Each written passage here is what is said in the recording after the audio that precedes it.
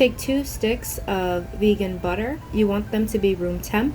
To this, you're going to add 3/4 cup of white granulated sugar, 3/4 cup of brown sugar, or you can use coconut sugar if you'd prefer. 1/2 cup of applesauce, unsweetened, tablespoon of vanilla extract, and stir to combine.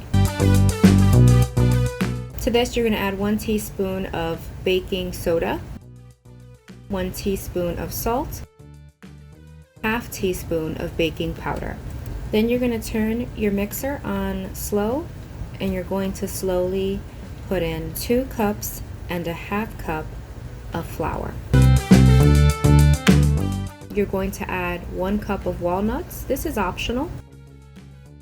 Then you're going to add 1/2 cup of vegan white chocolate chips, and then you're going to add 1/2 cup of semi-sweet chocolate chips. And you're going to fold instead of stirring with your mixer. So it looks like that. I chill my cookies before I bake them, just so that they can hold a better shape, and I don't like them to be too thin.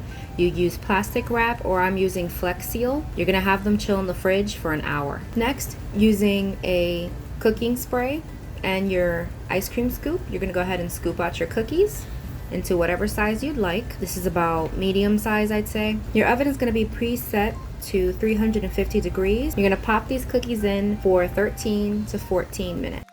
And this should be your finished result. I hope you tried this recipe, and I hope you enjoy it. Thank you guys so much for watching this video, and I'll catch you on the next one. See ya!